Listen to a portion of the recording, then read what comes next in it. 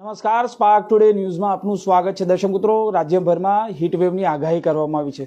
આમ તો અત્યારે ઓરેન્જ એલર્ટ છે, પરંતુ જોવા જઈએ તો આગામી દિવસોમાં રેડ એલર્ટ થાય તો નવાય નહીં. આ હીટવેવનું કારણ શું છે આપણે જાણીશું. ખગોળશાસ્ત્રીય દિવ્ય દર્શન પુરેશ સાહેબ, પહેલાં તો આપનું સ્વાગત છે સ્પાર્ક ટુડે ન્યૂઝમાં.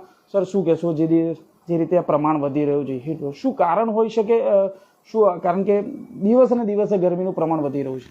જે તે વિશ્વના વૈજ્ઞાનિકો વર્ષોથી કહેતા આવ્યા હતા. ગુરુદેવ વેધશાળા પણ એ સાથે જોડાયેલી હતી અને જે 2050માં થવાનું હતું એ અત્યારે 2023-24ની અંદર ચાલુ થઈ ચૂક્યું છે. માનવીએ જે સુખ પાછળ આંધી દોટ મૂકી અને જે કાર્બન આપણે એટલો બધો જલાવી દીધો, સળગાવી દીધી ફોસિલ ફ્યુઅલ, કે 421 પાર્ટિકલ્સ પર મિલિયન કાર્બન પેદા થઈ ગયો છે. એટલે આ બધા કારણો ભેગા થયા છે અને હીટવેવ પેદા થાય છે. હીટવેવ થવાના કારણો શું છે એ આપણે ટૂંકમાં સ્પર્શી લઈએ. પહેલું કે ઉપરના વાતાવરણમાં હવાનું દબાણ સર્જાય. હવાનું દબાણ સર્જાય એટલે નીચેની ગરમ હવા ઉપર જઈને હલકી થવી જોઈએ, એ થઈ જ ના શકે, ઉપર જઈ જ ના શકે. એટલે ઉપરનું ભારેનું દબાણ નીચેની હવાને રોકી રાખે, એટલે ગરમ હવા અંદર ને અંદર એ હીટવેવ એટલે કે લૂ સર્જે. હવે એ હવા ગરમ કેમ થઈ? તો કે આપણે લાખોની સંખ્યામાં વાહનો ચલાય એટલે કાર્બનને, નાઇટ્રસ ઓક્સાઇડ અને સલ્ફર ડાયોક્સાઇડ પેદા કર્યો, એટલે એને ગરમીને ટ્રેપ કરી લીધી. ત્રીજું કારણ ભૌગોલિક કારણ છે. એક શું કારણ છે કે સૂર્યનારાયણ હવે આપણે ઉત્તરાયણ તરફ છે, એટલે તમે વાત કરીએ આપણે તો 3 જૂને વડોદરાનો પડછાયો ગાયબ થશે, 9મી જૂને અમદાવાદનો પડછાયો ગાયબ થશે. ટૂંકમાં સૂર્યનારાયણ આપણા અક્ષાંશ પર આવી રહ્યા છે. એટલે પહેલાં જે આ ત્રાંસા કિરણ પડતા હતા એ હવે સીધા કિરણ પડે છે, એટલે ગરમી વધી રહી છે. ચોથું કારણ એવું છે કે જે 99.99% ભારતીયોને ખબર નથી અને આઈએમડી પણ એની ચર્ચા નથી કરતો. એ કારણ છે સોલાર મેક્સિમમ. સોલાર મેક્સિમમ આવે ત્યારે સૂર્યમાંથી બહુ જ બધા વિસ્ફોટો પેદા થાય, એટલે કોરોના માસ ઇજેક્શન અને સોલાર ફેલ સૌર જ્વાળાઓ નીકળે. હવે એને કારણે સૌર જ્વાળાઓ ઉપરનું વાતાવરણ પપ કરી નાખે, એમાંથી આયોનાઇઝ પાર્ટિકલ્સ એટલે ચાર્જ પાર્ટિકલ્સ નીકળે, એ આયનીકરણ કરી નાખે. આયનીકરણને કારણે ઉપરનું વાતાવરણ પપ થઈ જાય, એટલે extreme ultraviolet rays, UV ultraviolet rays એકદમ પેદા થાય. જોડે જોડે એમાંથી જે વિકિરણો નીકળે એ કેમિકલ કોમ્પોઝિશન જેમ કે નાઇટ્રસ ઓક્સાઇડ છે એને બગાડ નાખે. એટલે આ બધા ટેમ્પરરી 4 થી 5 દિવસ માટે વેધરને ગરમ કરી નાખે, તાપમાન એકદમ ગરમ થઈ જાય. એટલે એ પણ કારણ છે. એટલે આ બધા કારણો ભેગા થઈને હીટવેવ સર્જાય છે, જેને આપણે લૂનો પ્રકોપ કહી શકીએ, ગરમીનો પ્રકોપ. પણ એ ટૂંકમાં માનવીની સુખ પામવાની આંધળી દોડને કારણે થયેલો આ પ્રકોપ છે. પુરોહિત સાહેબ, વાત કરીએ તો છેલ્લા 5 દિવસ છે અને સાથે આગામી દિવસોમાં પણ આ શુક્રવાર સુધી આ હીટવેવ રહેવાનું છે. શું મુખ્ય કારણ કે જે રીતે જોઈએ છે આટલા વર્ષોમાં પહેલી વખત કદાચ આટલી ગરમી પડી રહી છે, શું મુખ્ય કારણ શું હોઈ શકે? આમાં જેમ આપણે પહેલાં ચર્ચા કરી એમ દર વર્ષે વાત કરીએ તો વડોદરાની એકલી વાત નથી, અમદાવાદની એકલી વાત નથી, આખા વિશ્વના શહેરોની ને ગામડાઓની વાત છે. વાહનો વધતા જાય છે. વડોદરા આટલું હતું એટલું ને એટલું જ રહ્યું, પણ વસ્તીની સામે જ્યારે 75ની વાત તો 3 લાખ હતા, આજે 30 લાખ માણસો થઈ ગયા છે 50 વર્ષની અંદર. વાહનો પહેલાં 10,000 ગણ્યા ગાંઠ્યા હતા, આજે 10 લાખની સંખ્યા વાહનો છે. એક ઘરમાં ખાલી દહીં લેવા જોઈએ તો લોકો સ્કૂટર પર નીકળી પડે છે. ચાલવું કે સાયકલ ચલાવવી તો ગરીબીની નિશાની લોકો ગણે છે. વૃક્ષો તમે ગણો તો પહેલાં એક માણસ પાછળ 30 વૃક્ષ હતા, આજે 30 માણસ પાછળ એક વૃક્ષ નથી. લોકો ફોટો પડાવીને ભૂલી જાય છે મેં ક્યાં વૃક્ષ વાવ્યું હતું. એટલે વૃક્ષોનું આડેધડ નિકંદન કરી નાખ્યું છે. શહેરની વાત કરીએ વડોદરાની તો પહેલાં 100 તળાવ હતા, આજે ગણો તમે, સમા છે, હરણી છે, સુરસાગર છે, તો બીજા રહ્યા કેટલા 4-5 તળાવ રહ્યા 100 તળાવમાંથી. તો પાણી એ ગરમી શોષી લેતું હતું, તો હવે એ જતું રહ્યું. એટલે અને ચારે બાજુ અર્બન હીટ આઇલેન્ડ થઈ ગયો. અર્બન હીટ લાઇન્ડ મીન્સ કે ચારે બાજુ સિમેન્ટની સડકો, બિલ્ડિંગ્સ, ક્યાંય તમને લીલોતરી ગ્રીનરી જોવા ના મળે, ક્યાંય પાણીના સોર્સિસ જોવા ના મળે. એટલે વાહનો જ વાહનો. એટલે એ ધુમાડો ક્યાં જવાનો હતો? એર ક્વોલિટી ઇન્ડેક્સ આજની વાત કરું તો ગવર્મેન્ટ ઓફ ગુજરાત અને આઈએમડી જીપીએસસીબીએ પ્રસ્તુત કર્યું છે. એ પ્રમાણે વડોદરાનો વાત કરીએ તો 193 EQI છે, એટલે મોસ્ટ ડેન્જરસ છે. હવે પ્રદૂષણ છે, એમાં પ્રદૂષિત particles, particular matter, carbon dioxide, carbon monoxide, nitrous oxide, sulphur dioxide, એ બધું જ ભેગું હોય. સાથે ઓઝોનના કણો હોય, વોટર વેપર હોય. હવે આ બધી વસ્તુ હીટને ટ્રેપ કરી દે, એટલે ગરમીને ટ્રેપ કરે. સૂર્યદાદાની જે ધરતી પર ગરમી આવે એ પાછી ફેંકે નહીં અને એને પકડી રાખે. ઉપર જે દબાણ છે એટલે એ દબાણ આગળ એને જવા ના દે. ઉપર ગ્રીનહાઉસ ગેસની પરત છે એ એને આગળ જવા ના દે. આ બધું ભેગું થાય એટલે હીટ વેવ પેદા થવાનું જ હતું. અને આ મિત્રો સ્પાર્ક ટુડેના તમામ દર્શકોનું ખાસ કહેવા માંગીશ કે જો હજી પણ આપણે નહીં સમજીએ, હજી પણ આપણી સુખપામાની આંધળી દોડને દૂર નહીં કરીએ તો આ વસ્તુ એક્સ્ટ્રીમ વેધર ઇવેન્ટ એટલે કે કઠોર ઋતુ વધતી જશે. ઉનાળો લાંબો ચાલશે. અત્યારે હાઈએસ્ટ ગરમી ચાલી છે, ઠંડી લાંબી ચાલશે, વરસાદ લાંબો ચાલશે ને એક દિવસમાં 10 ઇંચ વરસાદ પડે, 5 ઇંચ વરસાદ પડે એવો પડશે. એટલે ટૂંકમાં બધી ઋતુઓ ખરાબ થઈ, આખું ઋતુચક્ર ખોરવાઈ જ ગયું છે. માનો એકદમ રાતે ઠંડી લાગે, પવન આવે, બપોરે ભયંકર ગરમી પડે, સાંજે વળી વાદળો બંધ થઈ જાય.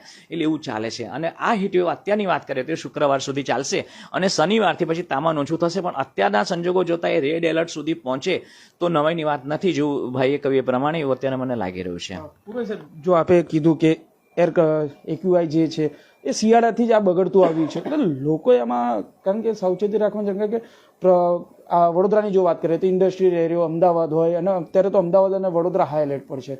તો શું માનો છો, આ ઇન્ડસ્ટ્રીયલ એરિયા લોકોએ પણ, આ જે કંપની ચલાવતો એ લોકોએ પણ કાળજી રાખવી જોઈએ? બહુ સરસ ક્વેશ્ચન છે. એકચ્યુઅલી એક્યુઆઈ છે એમાં બે જણાનો ફાળો મોટો છે. એક આપણા જેવી જનતાનો ફાળો છે અને બીજો ઇન્ડસ્ટ્રીયાલિસ્ટનો ફાળો છે.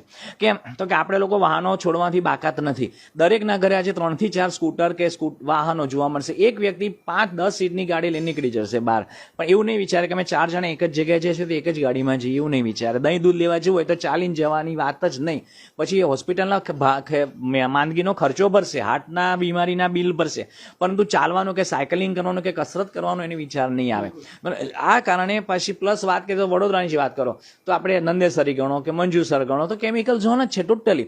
તમે આમ શ્વાસ ના લઈ શકો. ઘણીવાર રાત્રે તેટલું ભયંકર પ્રદૂષણ ફેલાય છે કે શ્વાસ વ્યક્તિ લઈ ના શકે. તો આ કેમિકલ ઝોન છે, એ ઇન્ડસ્ટ્રી પ્રદૂષિત પાર્ટિકલ્સ પેદા કરવાની છે. તો આ બધું, અને આપણા જે ફોસિલ ફ્યુઅલ, પહેલાં મને યાદ છે કે અમે અહીંથી આપણે અલકાપુરી જવું હોય તો 5 થી 7 મિનિટમાં આપણે પહોંચી જતા. આજે તમે કલાક, આટલા પુલ બની ગયા છે, આટલા બધા રોડ પોળા થઈ ગયા છે, તો 2 કલાક થાય અલકાપુરી પહોંચતા, કારેલીબાગથી 5 કિલોમીટર ક્રોસ કરતા. કેમ તો કેટલા વાહનો ચાલી રહ્યા છે. સાંજે તો ટ્રાફિકમાં તમને જગ્યા ના મળે વાહન ચલાવવાની. તો આ બધું ધુમાડો, આ બધું ઝેર જશે ક્યાં? એ જ આ હીટ વેવ અને એક્સ્ટ્રીમ વેધર ઇવેન્ટ જેને કહેવામાં આવે, લૂનો પ્રકોપ ગણો કે ઠંડીનો પ્રકોપ ગણો કે વરસાદનો પ્રકોપ ગણો, એ તૈયાર કરી રહ્યું છે આજ બધું. સર, જે રીતે તમે જણાવ્યું કે લોકોએ કસરત કરવાનું ભૂલી ગયા, લોકો ચાલવાનું ભૂલી ગયા, આ એ જ મુખ્ય કારણ હોઈ શકે? એ પણ એક એવું કારણ છે, હું એવું માનું છું કે આપણો અત્યારે ઇમ્યુનિટી પાવર ઓછો થઈ રહ્યો છે. એમાં હું પણ આવી જઉં છું, તમે પણ આવી જાઓ છો, બધા જ મિત્રો આવી જાય છે. એમાં ગ્રામ્ય વિસ્તારના તમે લોકો જોશો કે ખેડૂત જોશો કે કોઈ ગ્રામ્ય વિસ્તારનો વ્યક્તિ, તો એ વધારે આપણાથી મજબૂત હશે, મજૂર હશે તો મજબૂત હશે. કેમ તો કે શારીરિક મહેનત કરે છે. શારીરિક મહેનત કરવામાં એને શરમ નથી. આપણે લોકો શારીરિક મહેનત નથી કરતા, કુદરતી વસ્તુનું ધ્યાન નથી રાખતા. કેટલા લોકોએ રાતે આકાશ જોયું, કેટલા લોકોએ તારા જોયા, કેટલા લોકો ઠંડા પાણી નાહવાની હિંમત કરે છે, કેટલા લોકો ચાંદનીમાં ફરવા નીકળે છે, કેટલા લોકો પ્રકૃતિ જોડે પ્રેમ કરે છે, કે વૃક્ષોને જોઈને ખુશ થાય છે, ફૂલોને જોઈને ખુશ થાય છે. એટલે ટૂંકમાં આપણે પ્રકૃતિથી દૂર થઈ ગયા છે, શારીરિક મહેનતને શારીરિક કસરતથી દૂર થઈ ગયા છે.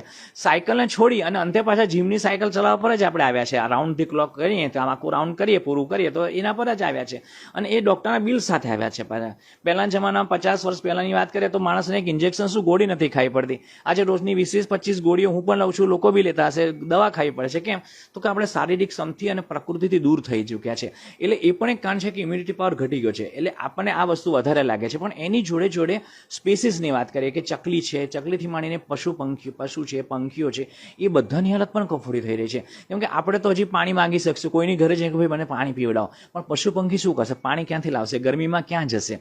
તો આ જે વાતાવરણ થઈ રહ્યું છે, કઠોર ઋતુ, એ સીધો ઇફેક્ટ એના પર કરે છે. પછી જે ગરીબ જનતા છે, આમ જનતા છે, જે રોડ ઉપર રહે છે, જે રોડ ઉપર ચાલે છે, જેને પહેરવાના સ્લીપર નથી, જેને પીવા માટે પાણી નથી, જેના ઘરમાં ફ્રીજ કે એસી કશું પંખો જેવી વસ્તુ નથી, એની હાલત કેવી થતી હશે? એના બાળકોની હાલત કેવી થતી હશે? એટલે આપણી સુખની આંતરિક દોડ પાછળ આપણે વિચારતા નથી કે આપણે આ બધું પાપ કરી રહ્યા છે, અને નવી પેઢીને પણ આપણે સુખી પૃથ્વી જ આપવાના છે. જો આવું ને આવું ચાલ્યું મિત્રો, તો લખી રાખજો કે નવી પેઢી સારી પૃથ્વી જોઈ નહીં શકે. આવનારા બાળકો પેઢીને 5મી 6ઠી પેઢીએ પૃથ્વી જેવું કોઈ રહેશે નહીં. માનવ અસ્તિત્વ જ નહીં રહે.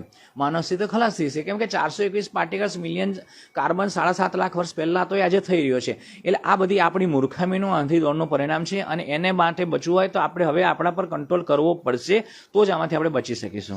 એ જ મહત્વની વાત છે કે અત્યારે જો વડોદરાની પરિસ્થિતિની વાત કરીએ તો હાર્ટ એટેકના કારણે 9 થી વધુ લોકોના મોત થઈ ચૂક્યા છે. આ ઇમ્યુનિટી મહત્વનો વિષય બની શકે? આમાં 2 કારણ છે. આમ તો મેડિકલ સાયન્સ વધારે એમાં કહી શકું, હું ડૉક્ટર નથી, પરંતુ હું જે ડૉક્ટર્સ મિત્રો છે એવા અમુક, જેમ કે કોયા સાહેબ છે, એવા ઘણા મિત્રોના સહયોગમાં એના સંપર્કમાં છું, ડૉક્ટર પાર્થ સોની છે, તો એનાથી મને વિશેષ જાણવા મળ્યું છે કે ઇમ્યુનિટી પાવર વ્યક્તિનો જેટલો વધારે હોય એટલું એ સહન કરી શકે. બીજું, શારીરિક કસરત કરવી જોઈએ. જેટલું પણ સરકાર ગાઈડલાઇન્સ બહાર પાડે છે ને આપણે અનુસરતા નથી. લાંબી સ્લીવના શર્ટ પહેરવા જોઈએ, ડુંગળીને કેરીનું કચુંબર ખાવું જોઈએ, બહાર નીકળે તો કેપ પહેરીને નીકળવું જોઈએ, બપોરના ગાળામાં જરૂર ના હોય તો બહાર જવું જ ના જોઈએ, પાણીનો ઇન્ટેક મારો એટલે કે પાણી પીવાનું ખૂબ જ રાખવું જોઈએ.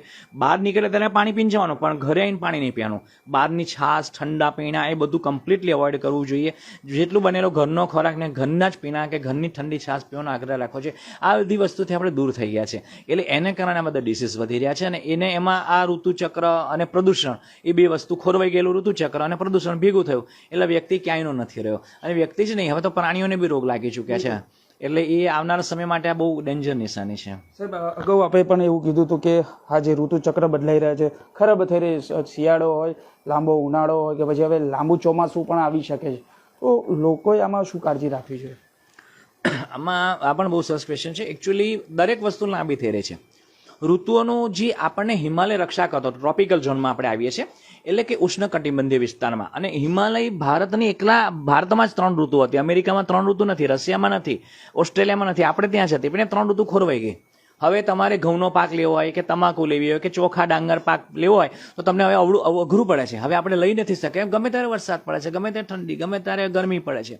એટલે આ બધું જે ઋતુચક્ર ખોરવાઈ ગયું છે એ આવનારા સમયમાં હજી વધારે પોઝિશન ખરાબ કરશે. હવે એમાંથી બચવું હોય તો આપણે અત્યારથી તકેદારીના પગલાં લેવા જોઈએ, જેવું કે વાહનો ટ્યુન કરીને ચલાવવા જોઈએ, ના જરૂર ત્યાં વાહન લઈને જવું જ ના જોઈએ, વ્હીકલ પુલ કરવા જોઈએ. અને લોકોને બસમાં જતા શરમ આવે છે. અમે નાના હતા પછી બધા બસની મુસાફરી આપણે શરમ નથી આવતી. 10 પૈસાની ટિકિટ લઈને બસમાં વળતી જતા હતા 25 લાખની બસમાં. આજે દરેકને પોતાની કાર ખરીદીને એમાં જ જવું છે. એકલો માણસને બી ગાડી લઈને જવું છે. બસમાં જતા શરમ આવે છે.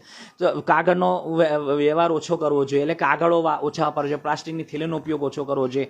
આપણે વૃક્ષો છે, વૃક્ષો જન્મદિવસે આવીને મોટા કરવા જોઈએ.